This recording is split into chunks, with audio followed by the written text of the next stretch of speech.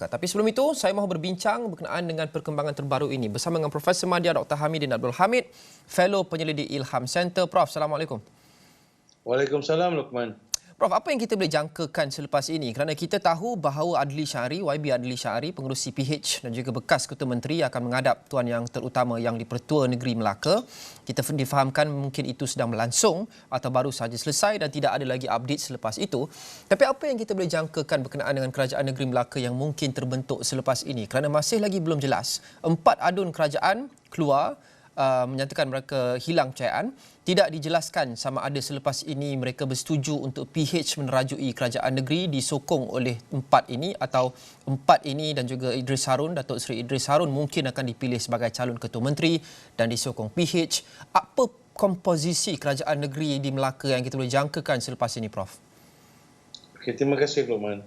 Buat masa ini, apa yang ternyata di atas kertas ialah bahawa pilihan terbaik bagi 4 anggota Dewan Undangan Negeri kerajaan yang memberontak, yang melahirkan ketidakpuashatian dan juga ketidakpercayaan mereka kepada Ketua Menteri Melaka ialah untuk mereka mencari kumpulan baru yang boleh diterima. Dan ini dengan jelas kita lihat sudah berlaku sidang media di antara Datuk Idris Harun dan juga saudara Azli tadi dan menunjukkan bahawa mereka bersedia untuk bekerjasama dengan PH. Jadi di atas kertasnya kita melihat apabila sebuah kerajaan yang dipimpin oleh Perikatan Nasional itu runtuh, kita lihat bahawa mereka yang mempunyai majoriti ketika ini ialah berada di tangan gabungan 4 ahli Dewan Undangan Negeri dan juga 11 daripada kumpulan Pakatan Harapan. Jadi saya merasakan pertemuan dengan yang terutama Tuan Yang Terutama Gubernur Negeri Melaka ini adalah untuk menunjukkan bahawa PH dan kumpulan 4 ini mempunyai majoriti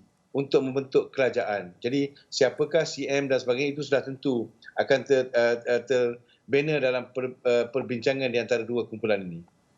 Okey, dan juga dinyatakan dalam sidang media sebentar tadi bahawa mereka ini mahu memastikan kestabilan politik ada dalam pentadbiran Kerajaan Negeri Melaka untuk memastikan segala dasar pembendungan COVID-19 dan sebagainya tidak akan terganggu.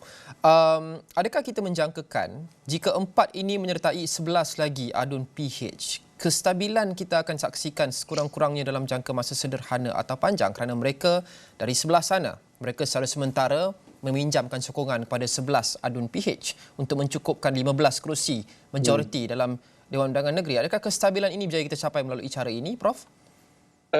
Luqman, kalau kita lihat semalam kita berbual tentang perkara ini, saya masih lagi melihat pergolakan yang berlaku di Melaka ini adalah kocakan dalaman. Permasalahan yang lebih besar yang sedang dialami oleh parti pemerintah, baik di peringkat pusat ataupun di negeri, terutamanya dalam konteks UMNO. Apa yang dinyatakan dalam sidang media Idris Harun ketika ini dan juga apa yang telah berlaku dalam desas-desus politik kebelakangan ini menunjukkan bahawa terdapatnya kumpulan-kumpulan dalam membentuk persaingan untuk membina siapakah yang menjadi kepimpinan negeri. Dalam konteks inilah itu yang saya fahami mengapa Idris Harun menggunakan perkataan contohnya ayat tidak mungkin akan ada 2 singa di atas 1 gunung yang menunjukkan bahawa masih lagi terdapat persaingan dalam UMNO itu sendiri. Jadi saya merasakan persaingan inilah yang menimbulkan konflik, yang menimbulkan tidak kestabilan dalam parti pemerintah itu sendiri.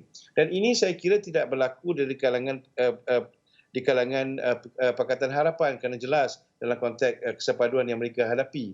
Tapi pada masa yang sama, saya melihat apakah tindakan yang akan dilakukan oleh UMNO terhadap 4 orang ini yang akan mempengaruhi bagaimana kedudukan dan kerajaan negeri Melaka pada masa akan datang. Saya kira itu amat penting. Sudah tentu ketika ini masih lagi belum terlambat mengetahui politik Malaysia. Masih lagi berlaku negosiasi di antara UMNO dan sebagainya untuk memastikan bahawa mereka kekal berkuasa. Tetapi yang paling penting, adakah ini akan menyelesaikan permasalahan, persaingan, konflik, ketidakstabilan dalam UMNO? Saya kira tidak. Dan ini merupakan, kita mengatakan, detik-detik manifestasi kepada permasalahan yang sedang sebenarnya dihadapi oleh UMNO, bukan sahaja di peringkat negeri Melaka, Luqman. Tetapi ia bagi saya lebih mencerminkan permasalahan yang sedang dihadapi dalam kepimpinan UMNO secara keseluruhannya. Ya. Kita faham empat adun yang keluar ini ataupun menarik sokongan mereka daripada kerajaan negeri, mereka akan menjadi penentu untuk mencukupkan majoriti kerusi untuk Pakatan Harapan. Kerana Pakatan Harapan ada 11 sekarang, majoriti mudah yang diperlukan adalah 15. Jadi empat ini, kata orang, adalah cukup-cukup sahaja. Kita faham itu leverage yang mereka ada. Tapi sejauh manakah kebarangkalian bahawa kerajaan negeri ini akan diterajui oleh BN ataupun Datuk Seri Idris Harun memandangkan mereka hanya memegang 4 kerusi berbanding 11 kerusi Pakatan Harapan? Itu yang saya katakan tadi, sejauh mana perbincangan dilakukan di antara PH dan kumpulan 4 ini amat penting untuk memastikan bahawa ketidakstabilan at least berlaku di kalangan mereka. Kerana sudah tentu bagi PH juga, mereka tidak mahu memegang kuasa untuk sehari ataupun seminggu, tapi kemudiannya akan terpaksa menyerahkan semula apabila tidak berlaku ketidakpuashatian.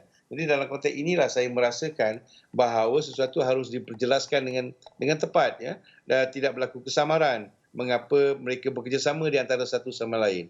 Dan yang lebih penting lagi ketika ini, seperti yang Saudara Azli mengatakan tadi, bahawa yang penting ialah ketika ini politik seharusnya ditinggalkan sebentar, memastikan kelangsungan pentadbiran dan usaha kita keluar daripada pandemik itu menjadi asas kepada segala tindakan mereka. Dan jadi dalam konteks inilah perbincangan untuk menentukan siapakah yang menjadi ketua menteri, apakah portfolio yang dipegang dan sebagainya. Kerana inilah selalunya yang akan menentukan balance of power, yang akan menentukan ketidakstabilan ataupun stabilnya sesebuah kerajaan. Jadi saya percaya dalam konteks ini kedua-dua belah pihak, PH dan kumpulan 4 itu sudah pasti mahu memastikan apa yang berlaku ini mempunyai kesan jangka panjang, bukannya dalam jangka pendek memberikan keuntungan kepada mereka. Banyak yang mengaitkan perkembangan terbaru ini, Prof, dengan memorandum bipartisan yang kita saksikan di peringkat persekutuan. Tapi Prof sebut bahawa ini bukan mengenai Pakatan Harapan mengambil peluang untuk merampas Melaka, tapi ia lebih kepada konflik dalaman UMNO yang menjatuhkan kerajaan negeri Melaka. Jadi adakah selamat untuk kita mengatakan bahawa sebarang pertukaan kerajaan negeri di negeri ini, Melaka ini, tidak bercanggah dengan memorandum bipartisan? Kerana bukan PH yang mengganggu, tetapi UMNO yang mengalami perpecahan dalaman di Melaka. Kalau kita lihat sebenarnya, Lokman, ini satu yang menarik apabila kita menganalisa MOU yang ditandatangani. MOU yang ditandatangani itu lebih menjurus kepada urusan-urusan pentadbiran. Ya. Tidak mengatakan tentang ceasefire dalam konteks lompat dan melompat parti. Ia merupakan seolah seperti satu gentleman agreement di peringkat pusat. Tersirat. Okay? Tetapi malangnya ia tidak diteruskan di peringkat negeri. Ini yang saya katakan. Sebelum ini yang saya was-was tentang bagaimana MOU ini boleh diterima pakai untuk menentukan kestabilan, kerana ia merupakan lebih kepada satu gabungan negosiasi elit-elit politik yang mempunyai pelbagai kepentingan. Dan ini yang ditunjukkan dalam konteks di Melaka. Walaupun telah mempunyai contohnya satu kerjasama di peringkat pusat, tetapi elit-elit politik di Melaka nampaknya tidak berpuas hati antara satu sama lain. Dan inilah yang membawa kepada permasalahan hari ini. Jadi dalam konteks ini saya merasakan MOU itu tidak memberikan sebarang weight, ya, sebarang pemberatan kepada pergolakan dalaman. Terutamanya bagi sebuah parti yang sedang berdepan dengan cabaran kepimpinan yang sangat besar seperti UMNO. Jadi mengapa? Kerana internal dinamika persaingan kepimpinan dalam UMNO itu akan menghakis apa sahaja persetujuan yang mereka capai dengan pihak luar. Inilah saya kira cabaran yang paling utama didepani oleh kerajaan Ismail Sabri. Saya kira ini yang seharusnya harus dilihat. Mengapa? Kerana ini, apa yang berlaku di Melaka ini sudah juga tentu akan memberikan kesan kepada kepimpinan beliau di peringkat persekutuan. Ramai yang melihat bahawa ini menunjukkan kelemahan bagaimana beliau sebagai seorang Perdana Menteri tidak mempunyai kawalan terhadap partinya sendiri. Ini permasalahan yang baru kita alami, di mana bukan seorang presiden menjadi seorang Perdana Menteri. Jadi dalam konteks inilah kita melihat bagaimana dinamika parti itu boleh mempengaruhi politik nasional. Jadi itu yang berlaku dalam konteks UMNO di Melaka ketika ini.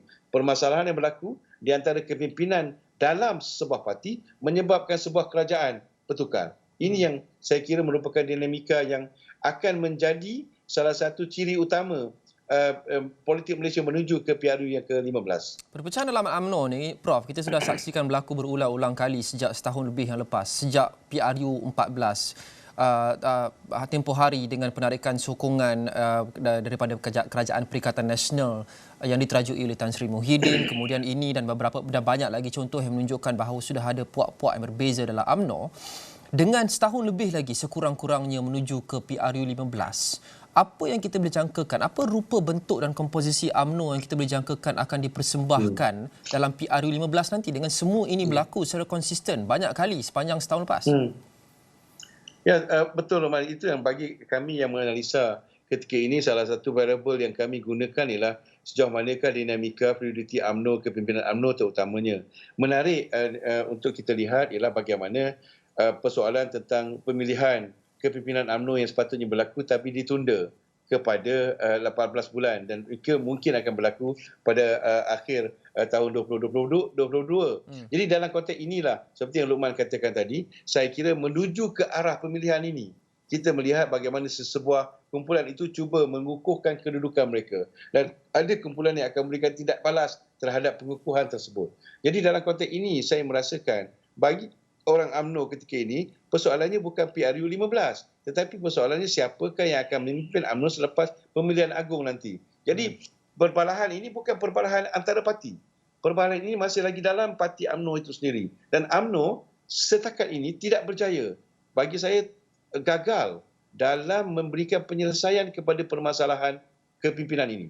Ini yang saya lihat. Kalau kita melihat bagaimana perdebatan antara kluster menteri dengan kluster MKT dalam UMNO sendiri yang membawa kepada keruntuhan Kerajaan Perikatan Nasional. Itu menunjukkan permasalahan dalam UMNO dan ketika ini kita melihat bagaimana persaingan di antara naib Presiden Ismail Sabri sebagai Perdana Menteri dengan Presiden, Timbalan Presiden dan yang lain-lain itu mula berlaku secara terbuka. Jadi dalam konteks inilah saya melihat ia akan lebih mempengaruhi gambaran-gambaran tingkah laku ahli politik terutamanya UMNO menjelang pemilihan agung UMNO sebelum PRU yang ke-15. Selepas itu, saya kira barulah kita boleh melihat apabila keluar daripada keputusan pemilihan agung UMNO itu barulah kita boleh melihat apakah wajah terbaru UMNO apabila mereka berdepan dengan PRU yang ke-15. Ada juga yang berpendapat, Prof, bahawa apa yang berlaku di Melaka sekarang ini melanggar titah Seri Paduka Baginda Yang di-Pertuan Agong untuk kita memastikan kestabilan politik sewaktu kita memerangi pandemik. Pendapat Prof? Saya kira dalam konteks amalan real politik amat sukar untuk kita melihat sejauh mana ahli politik itu akan mengikut sebarang kata panduan daripada pihak atasan. Dalam konteks real politik ini sebenarnya seperti kita mengetahui bahawa politik ini bercakap tentang kuasa. Dan kita lihat ketika ini apa yang berlaku di Melaka itu ialah tentang pengagihan kuasa, tentang pemusatan kuasa. Ada yang mengatakan bahawa bagaimana kuasa berpusat di tangan yang mereka yang bukan berada sebagai seorang ketua menteri dan ada kumpulan tidak berpuas hati terhadap itu. Jadi dalam konteks ini saya merasakan ia bukan persoalan tentang tidak menurut perintah ataupun derhaka kepada titah Yang di-Pertuan Agong, tetapi saya melihat inilah realiti politik. Jadi bagi kita yang selalunya bercakap tentang retorika politik ini seharusnya mengambil kira bahawa realiti politik itu berbeza. Realiti politik itu memerlukan seorang ahli politik itu melakukan tindakan yang berbeza yang menentang pendapat umum sekalian.